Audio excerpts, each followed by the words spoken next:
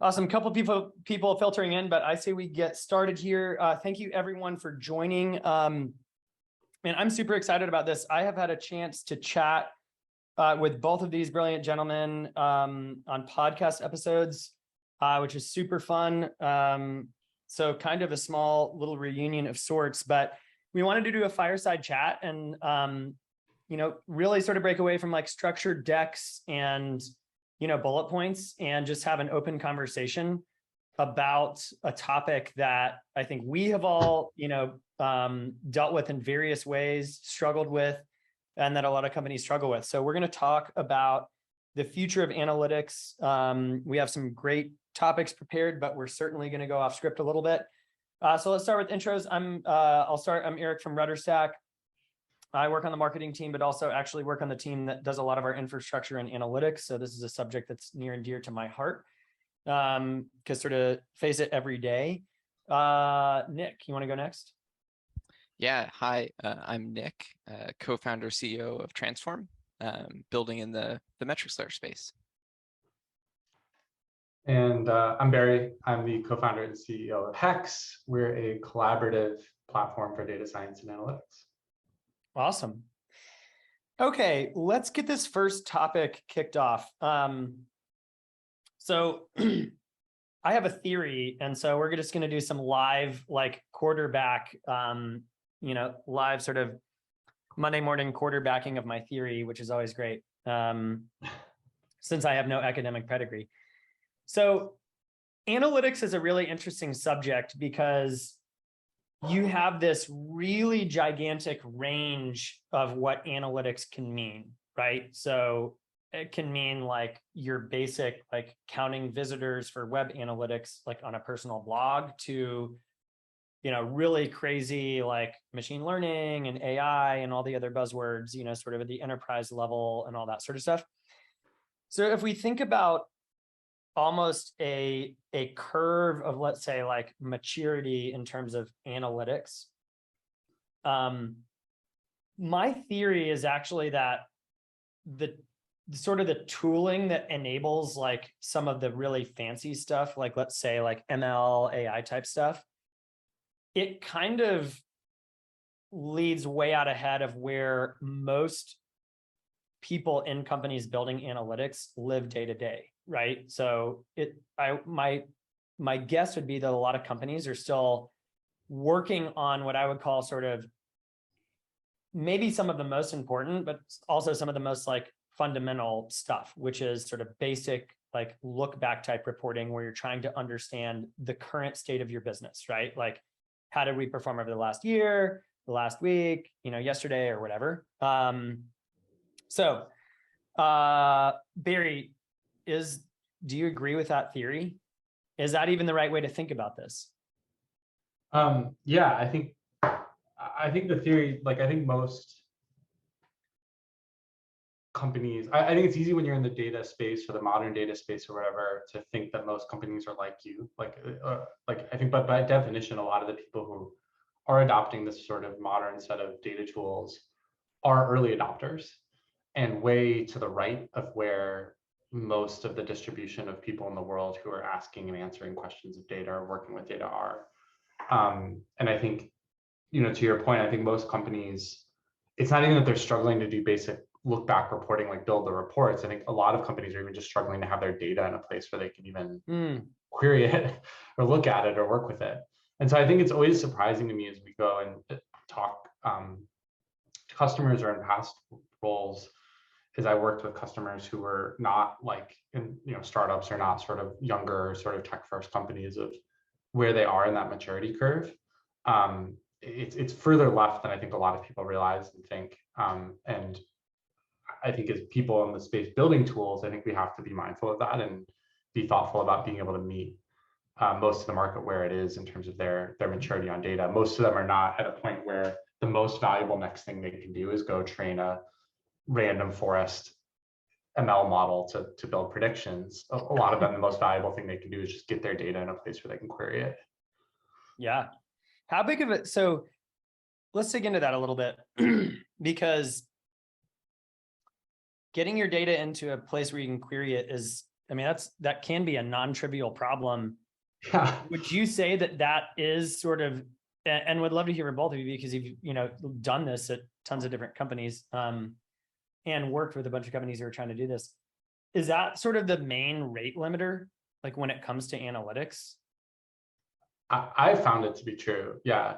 So I worked with a customer in my past. It was one of my first jobs I had. I was in consulting, and there were some really basic questions we wanted to ask. It was an airline. It was some really basic questions we wanted to ask about how it was operating, and just the ability for them to be able to get some of this data together and ask these questions. It wasn't like writing the queries took weeks. It wasn't like training some model took weeks. It wasn't like the review process or getting the charts just right took weeks.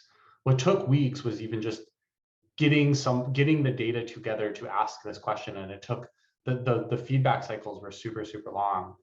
And this hasn't necessarily gotten better for a lot of big enterprises, despite a lot of investment in the last few years. And so I do think that that's really the rate limiting factor. And you come in, you see the infrastructure and the architectures a lot of companies are on in terms of having their data available. It's not like, oh, we have all of our data being pulled from the source systems to Snowflake using Fivetran, and then it's there, and then we've got our ETL pipelines, and then like, oh, it's just a data quality problem, or it's just even getting the data. Like, we've got our data scattered between 6 data lakes and 2 ancient Teradata clusters, and like it's 5 queries to get this all together into something that we can even sort of look at. Like, that's where a surprising number of companies are in their data maturity. Totally. I kind of think that this, there's the like Maslow's hierarchy of needs, and I've probably seen like 10 different versions of the like data hierarchy of needs, right? And if you think about it, like the thing that's always on the bottom is just data prep, right? And it's the widest, biggest stack. It's the foundation of everything. And even if you ask an ML person, what percentage of your time do you spend doing data prep for your random forest model, et cetera, like they're going to say that they do 80+% of their time is just focused on getting the data ready for the model. And that I literally ran that survey at Airbnb, and that was like roughly the result. Wow. So it's really common, even for people who are doing this thing that we think of as like the most advanced thing that you can do with data, right? Like AI or deep learning or ML. The majority of it is still just data prep work. And I think that that's true for analytics. It's true for just about any data application. Nick, do you think that's like, how confident are you? So you ran that survey at Airbnb at least a few years ago, right? And then like, yeah, fair, it was a while ago, 2017. But I'm curious, just like what you've seen. Like, do you think that would be different today, or do you think for most companies that would be different today with like new tools that have emerged, or is this sort of like an eternal truth? I don't know That's if it's an interesting. eternal truth, but I think that it's worse now than it ever has been before. And I Why? think that the reason is that we're just collecting more data from like more locations. Historically, I don't know, when I first started working at Airbnb, like most of the data that we had was from our production database or our event logging system. There was like not that much external data. And over time, we had a bunch of SaaS tools. We had a bunch of, external data sources that were providing us really valuable things. And you just collect more data, right? Like even your event logging gets better, right? You add more events.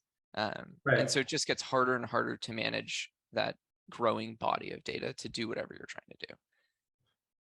I go back and forth on this myself, because like I see companies that are struggling with this, but I also like, we have our own internal data, Hex, our own data stack, and I look at it and I'm like, man, we could not have done this a few years ago. Like, we could not be in a position where we have this together. Like the tooling that is available today is a material difference. And like, I feel like I've seen snapshots. I've been like working with data in my career for 11, 12 years now. It's like, I feel like I've seen snapshots of like what it's like to try to integrate and work with data at different points. And I have a lot of optimism it's getting better, but sometimes I find myself more on your side of it too, of like, well, there's just always another data source. It's like, it's always change. There's always changes. There's another system. There's another thing. It's like, it does feel like a little bit treadmill sometimes.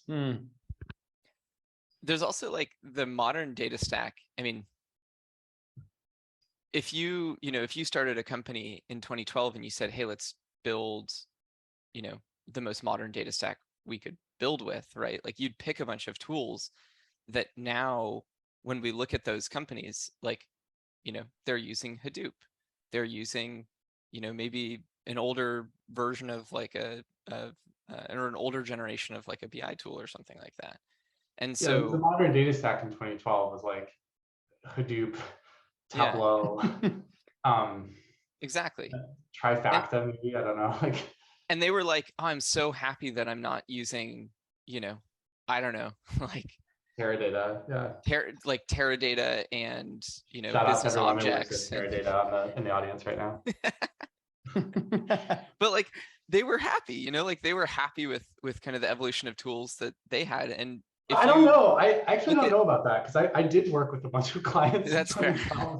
And I feel like everyone's always like, there's this kind of just like constant feeling like in 2012, 2013, 2014, the really in vogue thing was to start building data lakes.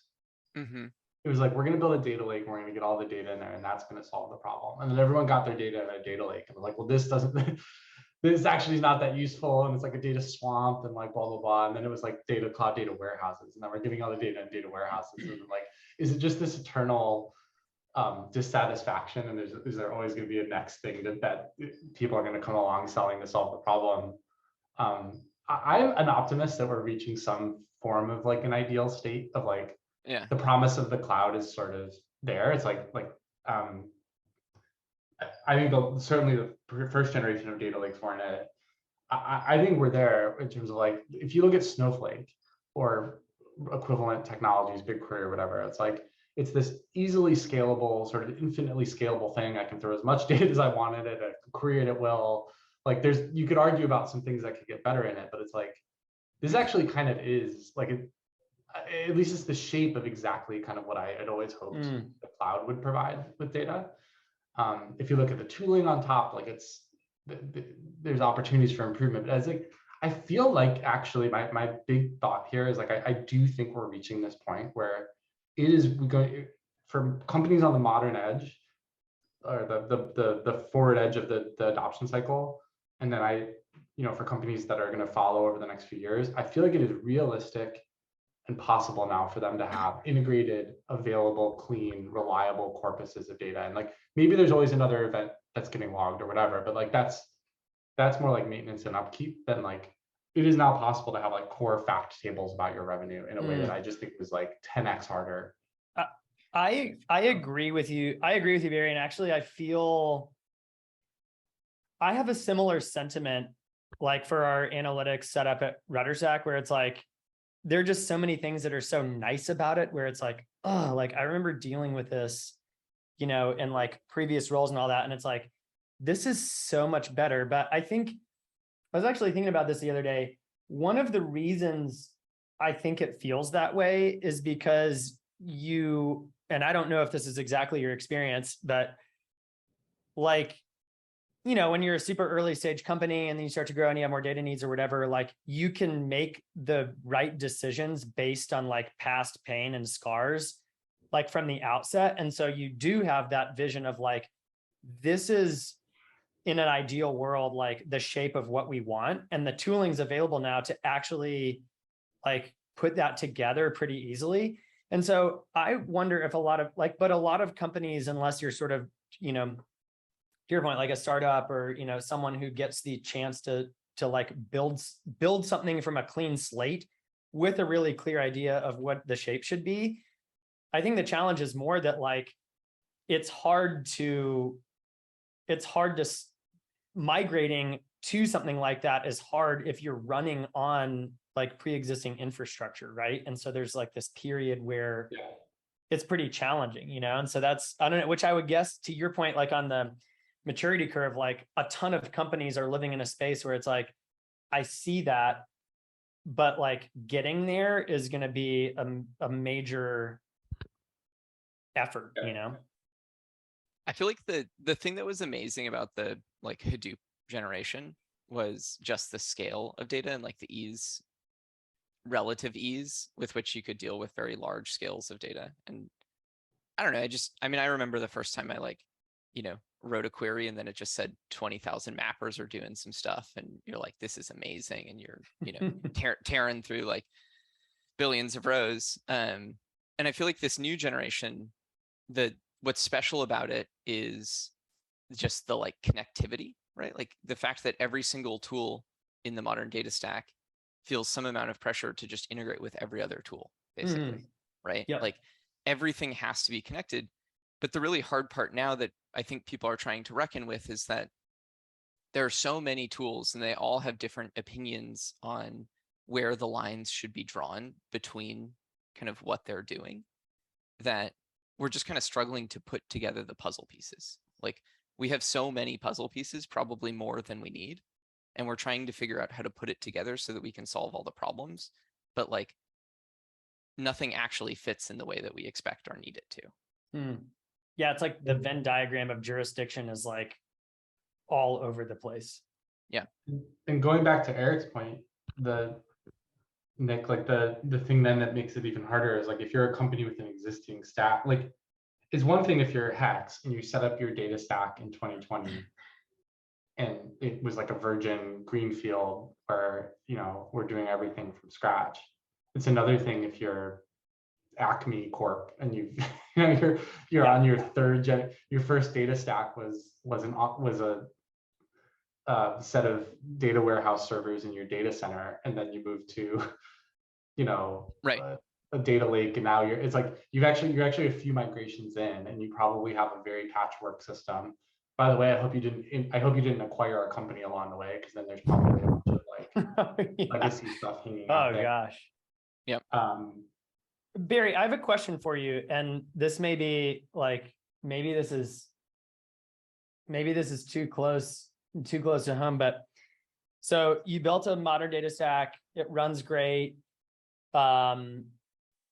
You're literally building like a modern like analytics tool, but do you still use spreadsheets in the company? Because I feel like that is an interesting, I don't know, it's an interesting dynamic because a lot of people I talk to, even if they have like super modern, like right? Because so if we rewind a little bit, like the infrastructure and the data itself can be a huge rate limiter for analytics, right? So like starting there, you build at the foundation, right?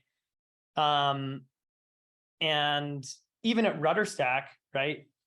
Which I love the fireside chat because like we can just be honest. I guess not that you can't do that with a webinar, but it feels more formal. But like people still use spreadsheets to do stuff all the time, right? And it's like you have access to these. Yeah, spreadsheets rock, man. Yeah, it's like I you have love access to like all these career, amazing like advanced BI tools or whatever. Yeah. But yeah, I don't know. I would love both of your thoughts on that. Like, is that I ever going to started my go career away? I started my career as a spreadsheet jockey. I still have all the Same. shortcuts seared into my brain, like Alt HVW. I know all these things do. Oh man, It's that's like, deep.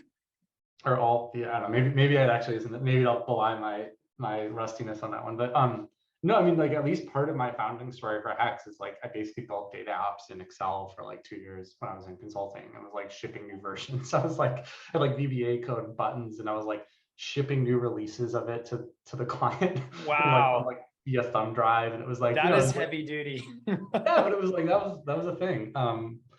And it was funny looking back because like I wasn't aware that was like there was a better world.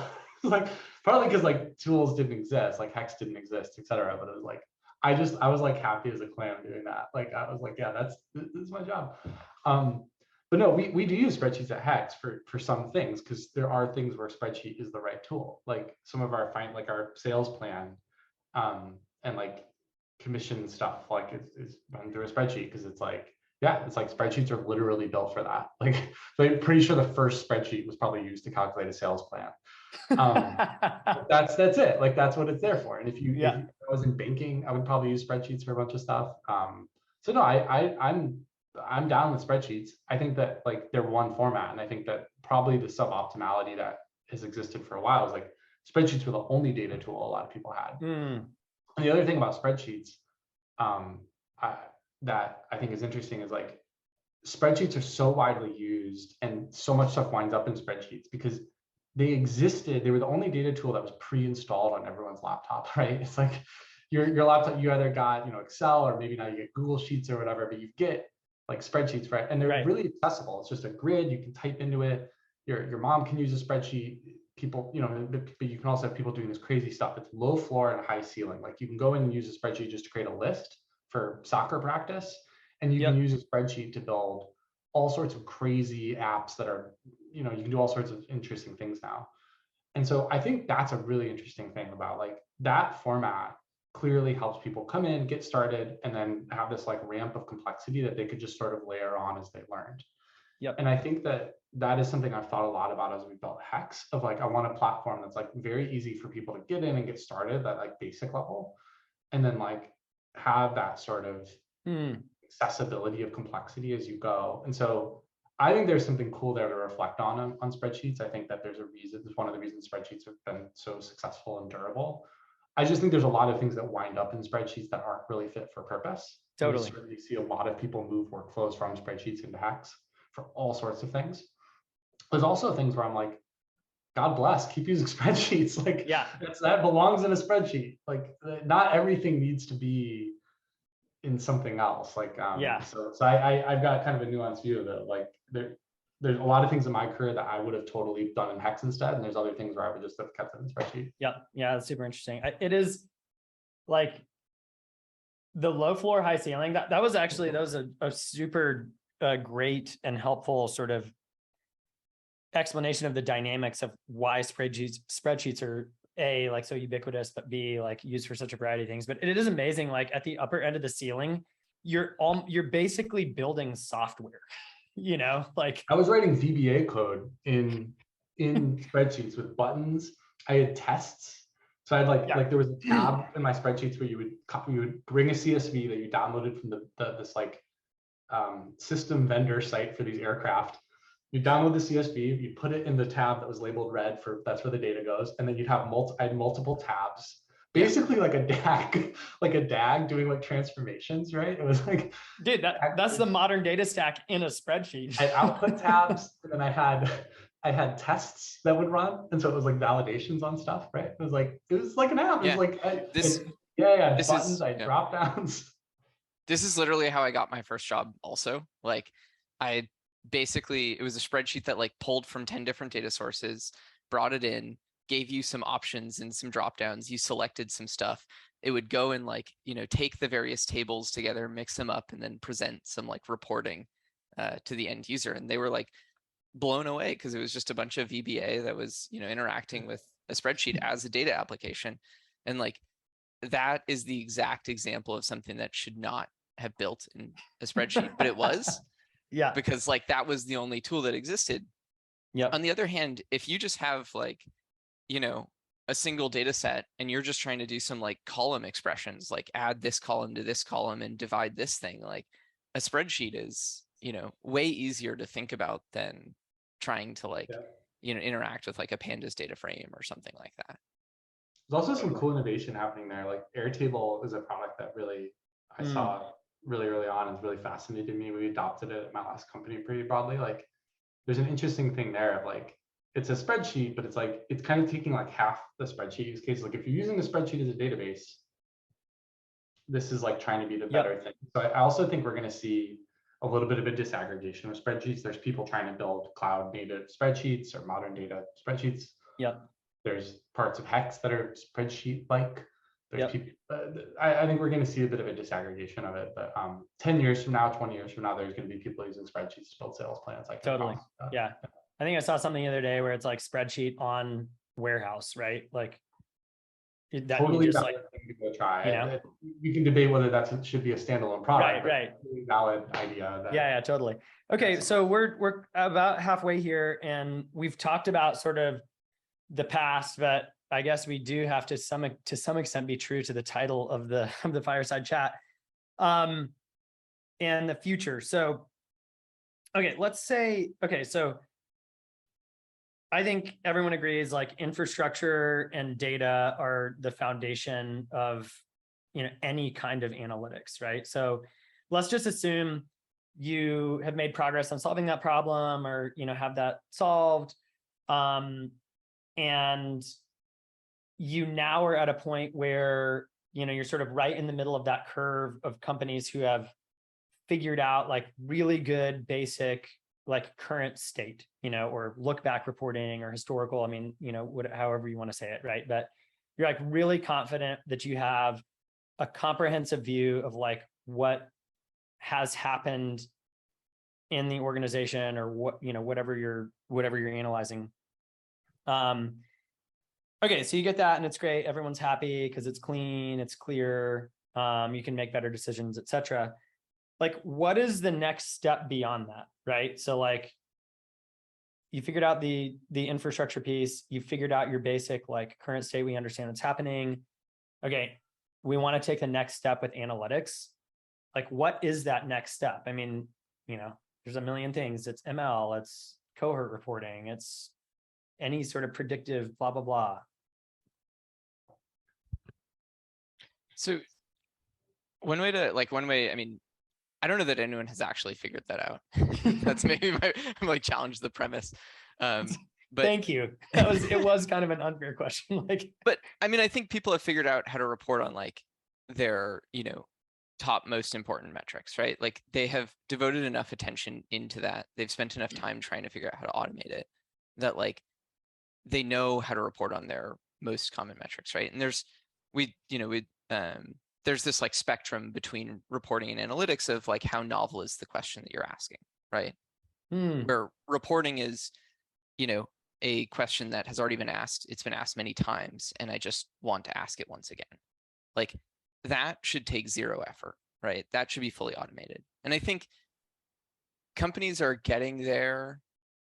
Probably companies in the modern data stack are like, I think getting there. On the other end of that spectrum, there is, I have novel questions that I would like to ask. And like, there's,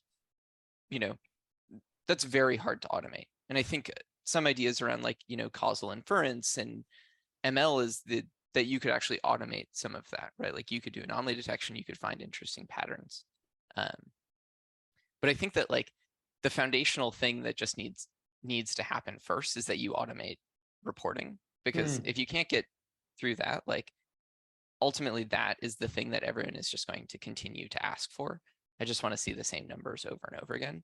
But once you get past that, like there's incremental automation of kind of moving from that along that spectrum of how novel is the question and can I automate like incrementally more novel questions.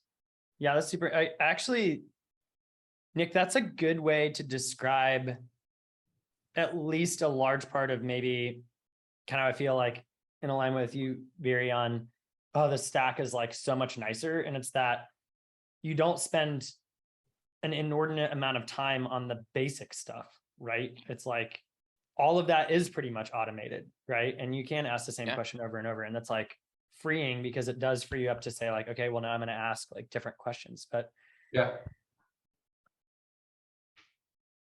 Well, the other, I mean, yes, I think that's absolutely true. And I think that's, I'm not here to like pitch hacks or whatever, but it was at least part of the like background conditions for, I think, our product existing and being successful is like, people don't have to spend their time like monitoring, the brittle Python scripts they wrote to hit an API to extract some data and landed in a thing, and then Transform is like, well, no, like Fivetran exists, or Airbyte or Stitch, or whatever, whatever you're using, like these things exist, and they mostly work, mostly work, and like, you can pay someone to like basically take that away, and then like, you're not writing your own ETL anymore, like you're writing the ETL, but you don't have to like build your own framework, like DBT exists, and so on. So you do free up your time to be able to ask and answer like bigger questions. And I think at least part of the rise of analytics engineering to me is almost like a discipline sort of on the like systems level. And then I think you have everyone else that's sort of really freed up for the storytelling part. And we think about that internally, both in terms of like data roles at our company, but also like personas we serve. There's like systems and storytellers, or systems and storytelling. But going back to your question, Eric, about like what's next after simple reporting, my kind of like dodgy answer, but I'm like have pretty high conviction in it, is I don't know. It depends on like what problem you need to solve for your business.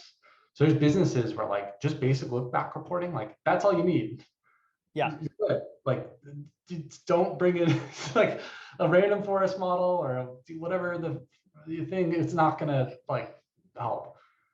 There's other businesses where like that is actually intrinsic to the way they operate and run and can transform it. And I think there's other businesses where the biggest problems are needing to see real-time streaming data to understand what's happening in a system.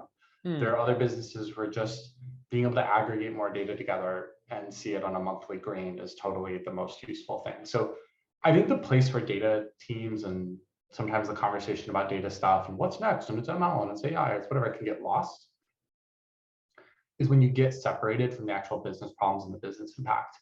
And I think about this from like an org chart perspective of like if the data team all sits together and they're like an ivory tower R&D and they're like trying cool new models and it's like it academically works, but like, is it actually moving the needle for the business? Like it could be the coolest model in the world, but like if it's not moving the needle for the business, like who the hell cares?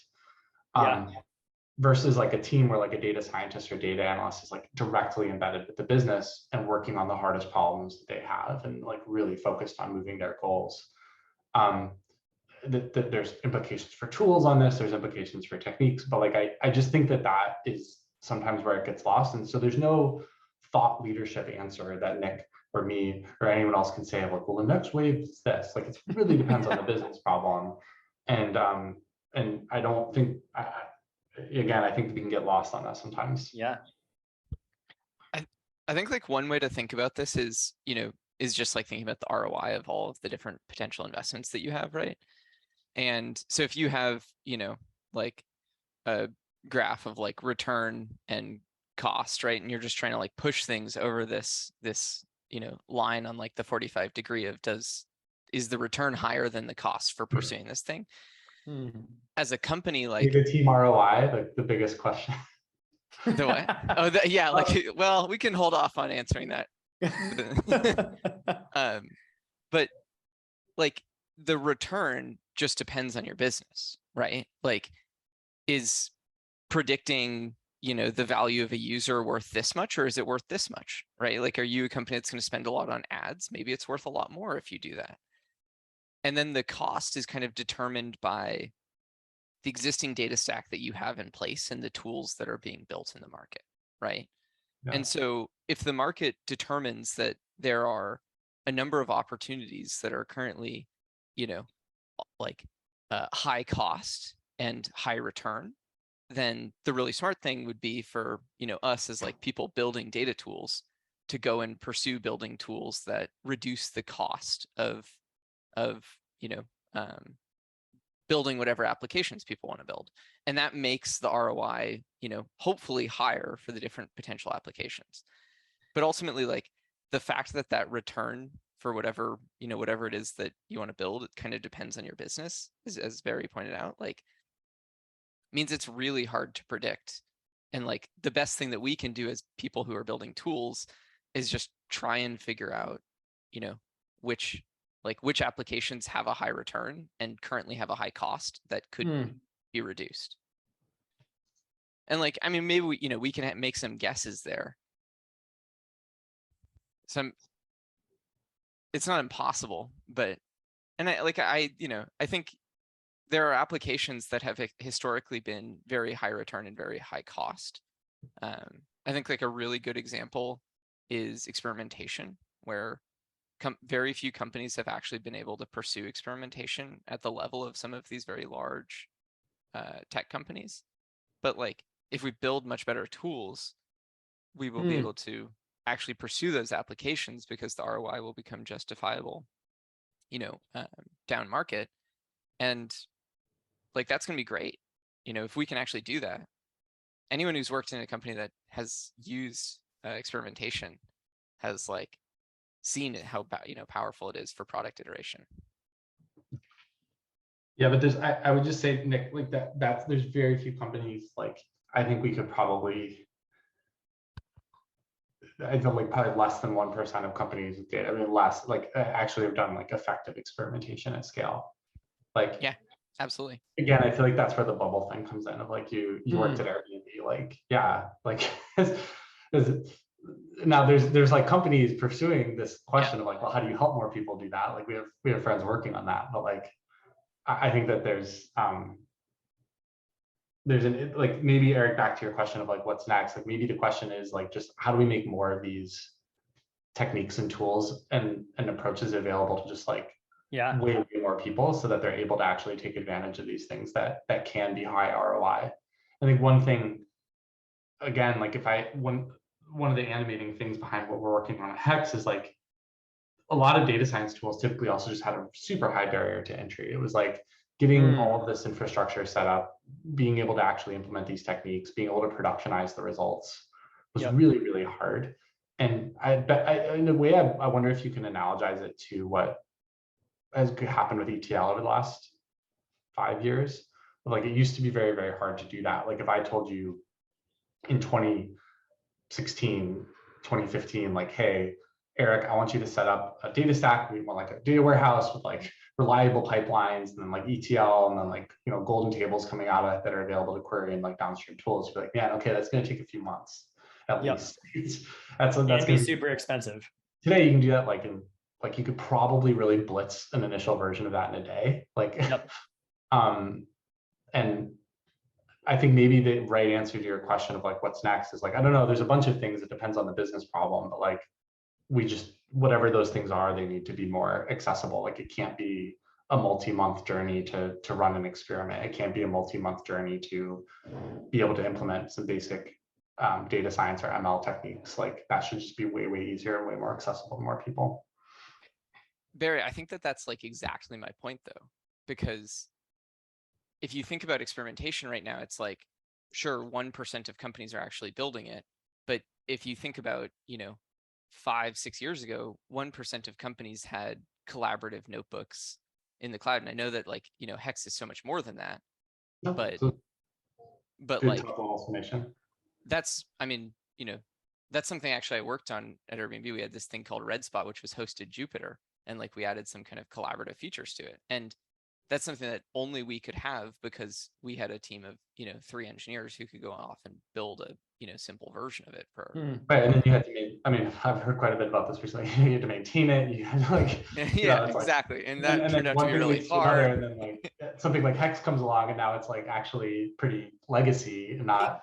Exactly, totally. But I think that like when we talk about what's next, don't you think that like the things that currently, you know, the companies that have the resources to throw at building the tooling, like if you talk about what tooling is going to lead to novel applications, like experimentation seems like one that's, you know, prime for kind of being brought down market as something that 1% of companies do right now. But with better tooling, we could probably have more companies. Yeah, democratize the application. Yeah. Yeah, I think we're totally in sync on that. And I think we and a bunch of other folks building in the data space are all sort of contributing to this, like lowering that bar. And I think that's one of the cool things. People ask like what the modern data stack is or whatever. My thing is it's just like modern data stack is a collection of tools that assume a warehouse. And I think kind of like coded in that is that like if you assuming a warehouse means you're assuming that like people have their data sort of somewhere, like that sort of problem has been solved for them, and that then there's all these things you can do downstream. And so it's kind of cool that like to me that the various things we're working on are all even possible. Going back to my earlier point about like the big problem being data collection, like the fact that that has all gotten easier means that now the next thing is like these techniques and applications on top of that you can go and build, like making that much more accessible. And that's what I'm excited to see. On my point earlier about like most companies are the left on the maturity curve, as they catch up, like this market will sort of come. And that's something that really excites me personally. I mean, that's the power of Snowflake, right? Like that is, you know, the cloud data warehouse is what is going to bring the company that has the 3 data lakes and, you know, the instance of Teradata and Vertica and like the company that they acquired that has some other database, like all of those things coming onto Snowflake means that they are going to be able to pursue all of the different downstream applications Yep. where like we're all building tools. But one, Totally. I'm interested to know, okay, let's just pick a couple of specific use cases, because I'd love to just hear from both of you based on your actual experience. Like, what is an example of a company where basic look back reporting is great? Like, you don't really need to do anything fancier than that. And then after we answer that, I'd love to hear the same about, ML or some of the more advanced stuff.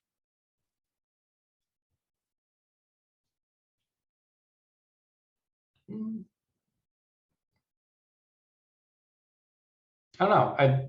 There's a couple retailers I worked with where certainly the most impactful thing you could do was just be able to do basic look back or basic like right now, like how much inventory do we have right now in our distribution center? It's like a very hard question to answer sometimes. And like simple stuff like that are basically a data integration problem was actually like you get to like 80% of the value pretty fast. Yep. And then there was like a hunger for like, well, now I want like a predictive model that's going to tell me how much demand there's going to be 6 months from now. And like, there's kind of a funny thing. There's like, if you could build that, yes, that would be valuable. Like, is it like possible to build this model?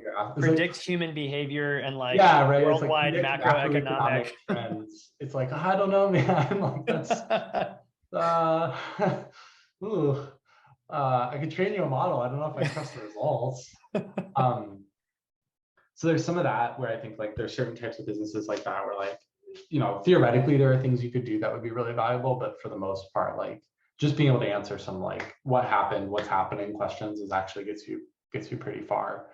Now there are other things I've worked on where I worked for a while in oil and gas, and there were some really, really, really valuable things that you could do from look back. There were really, really valuable things you could do with real time, like what's happening on this platform right now.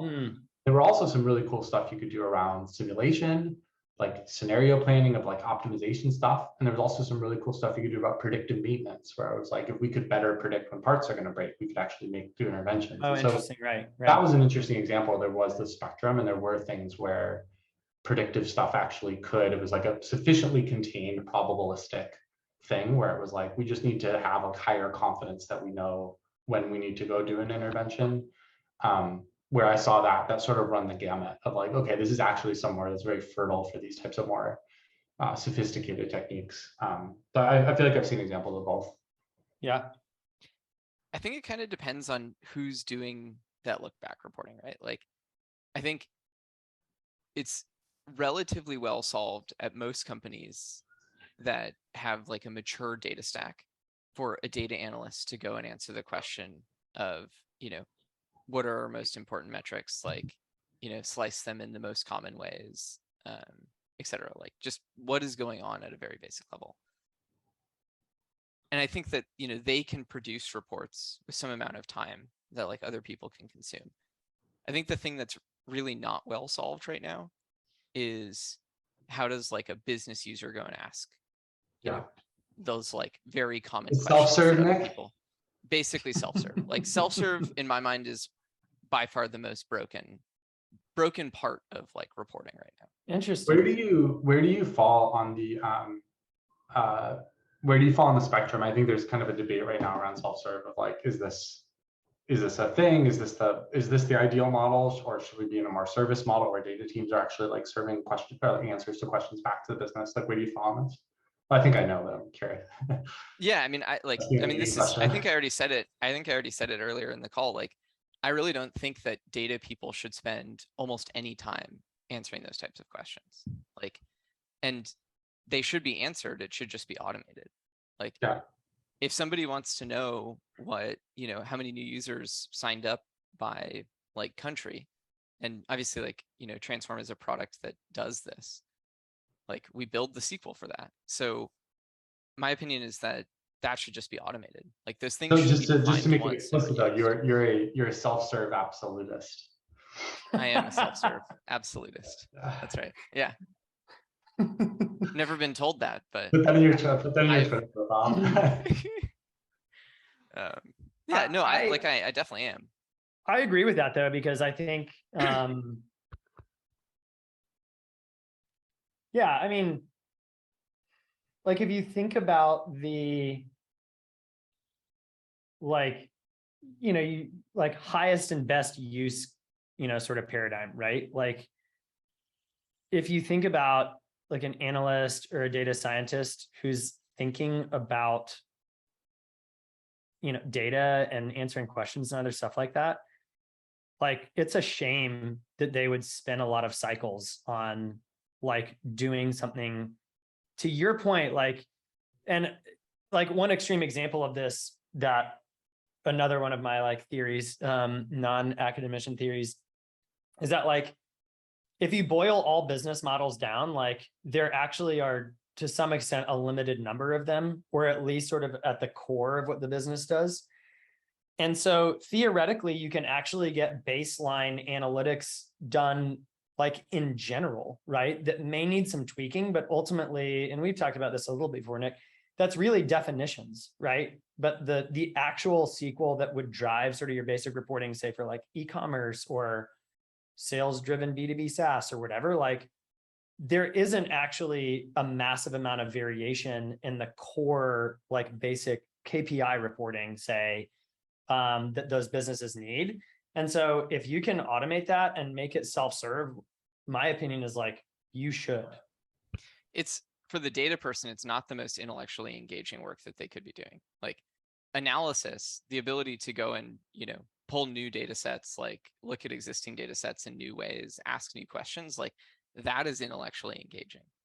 But I think this breakdown makes sense. Like the way you're breaking this down, Nick, makes a lot of sense. Like this is, I think when we talk about self-serve, maybe we're like, Yeah. or maybe the conversation gets like flattened sometimes. Like I think the point you're making here is like self-serve, you're self-serve absolutist when it comes to like reporting and like metrics reporting. Yep. And I think where other people will come in and say, no, is on the analysis side. And I think Exactly. it's smart. I think you're right to like break that out more explicitly. I think that's actually cuts through some of it.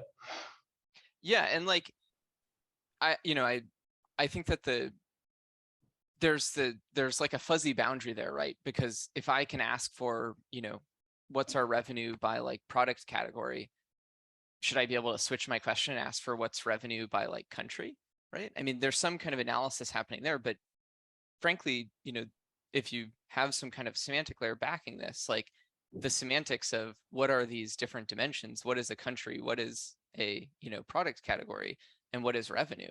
If those already exist, then the ability to ask those questions is not novel. You're just repurposing the same kind of semantic objects in order to ask the same kind of questions over and over again. But like as a business user, not being able to ask your own questions is, frankly, it's a horrible experience, and it's like pretty demoralizing to have to go to data people and kind of get everything from them. It's not very empowering. And I think that when we talk about analysis, like a business user doing analysis, in my mind, is pulling known data sets, like pulling, data sets that maybe other people have fetched for them into something like an Excel and being able to like actually really browse those. That is a completely different world than just being able to look at a chart of revenue by product type or something like that. And that, in my mind, is the difference between analysis and reporting. Yeah. And so do you think is like another way to like break this down is like, do you think analysis is should only be done by analysts? No, I mean, well, I think that, so if you look along, okay, so if you take like a classic like business quadrant, chart, and you have like business users, subject matter experts, whatever you want to call them, and then like, analytics engineers, data analysts, data engineers, etc., on like the vertical axis, and on the horizontal axis, like this spectrum of analytics and reporting. If you kind of think about that, the most like the tendency is for a business user to want to do more reporting, and for a more technical person to want to do more analysis, right? Because it's like their core competency is either taking data and doing analysis, or taking kind of known questions and turning that into business outcomes, right? Yep. And in my mind, like Excel kind of falls in the, in the quadrant that is like off of that kind of horizontal axis, and like is business people doing analytics. It's not wrong. And like, it totally makes sense. And in fact, I think we should celebrate business people who want to like dive into the data and use the tools that they are good with. It's just, it's not necessarily their core competency, and it's not necessarily the thing that like they're, experts in. But Yeah. frankly, like everyone is analytical, and that's something that's really important to call out. Like everyone has the ability to get analytical and ask questions. They just have different levels of understanding of tools and expertise in using those tools to answer those questions. Yeah, I mean, we're coming back to the Excel thing. I mean, like something that we talk about a lot internally is like this concept of the analytically technical. So like, I think that like another narrative line over the last couple of years has been like, oh, technical versus non-technical users. And it's like, well, I don't know, like what was I when I was writing a bunch of code in Excel? Like it wasn't SQL and it wasn't Python, but it was code. And forget VBA for a moment. Like there's a lot of people who know how to write like an if statement or like a VLOOKUP, and like that's code, man. It's like syntax. It's like, it's like, it's code. And it's like, it's kind of a question. I think your point, Nick, on like, there's a lot more technical people. They're either, you can call them technical, you can call them data literate. There's a lot of people who can like reason about tables and relationships between things. And like, I think there are a lot of data professionals get itchy when it's like, oh, they're going to go do analysis in spreadsheets. They might draw the wrong conclusion. They might have the wrong insight. Like it's possible, yes.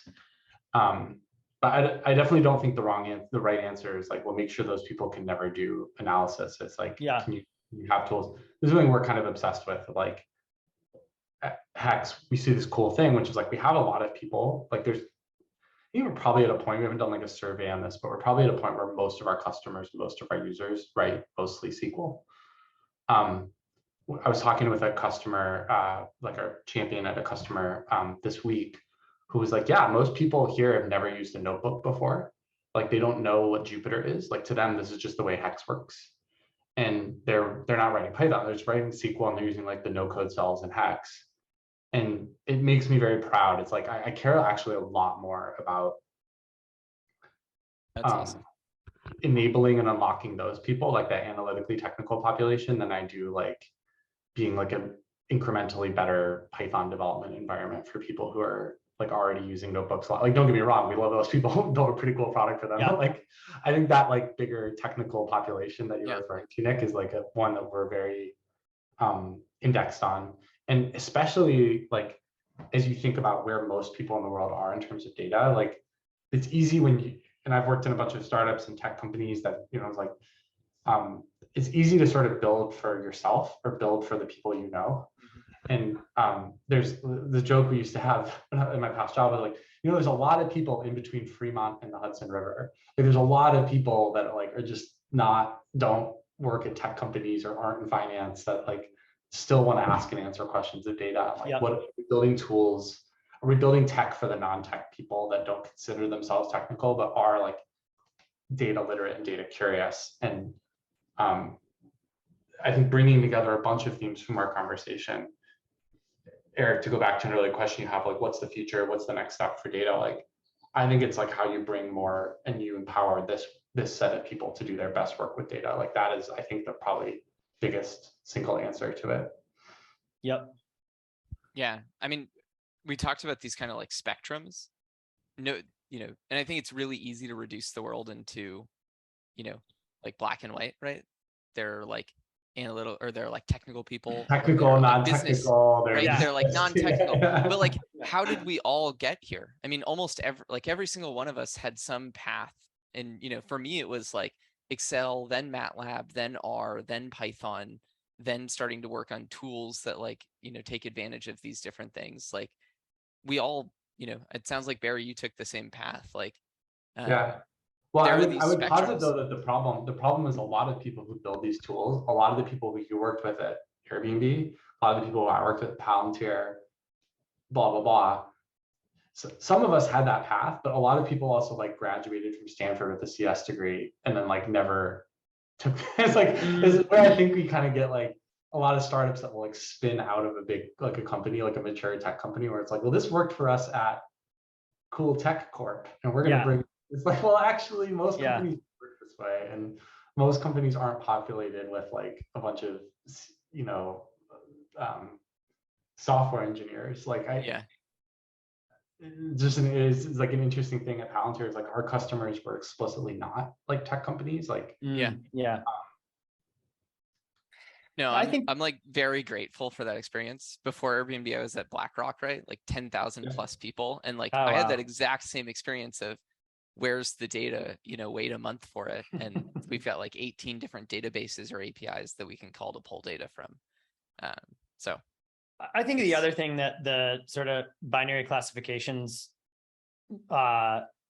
miss in a huge way is that you're sort of looking at it as I'm going to give a business user like uninhibited access to do analysis on everything, right? And in the reality, in like day-to-day reality, even in businesses that aren't that big, you lack a lot of context for other functions that make analysis outside of your like area of expertise difficult, even when it comes down to things like basic data definitions, right? So it's like, okay, well, you have a table that combines like the sales data and the marketing data and the product data, right? And it's like, you know, part of the challenge is just having a shared definition of what those things mean, because like you may come up with the wrong thing literally because you misinterpret what a particular data label for a data point means, right? Or you use the wrong one or whatever.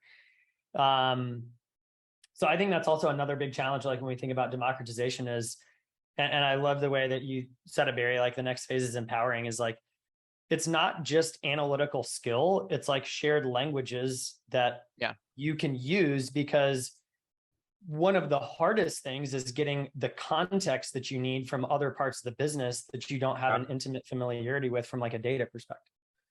Yep. it's absolutely it. I totally agree. Well, we covered all Awesome. that ground. I have to drop, but yes, no, I have to drop too. We went right to the buzzer. Awesome. Thanks everyone for joining. We'll send this out. Barry, Nick, as always, a pleasure, and we'll talk again soon. Thanks, Eric. Okay. Yep. Good to see you, Nick.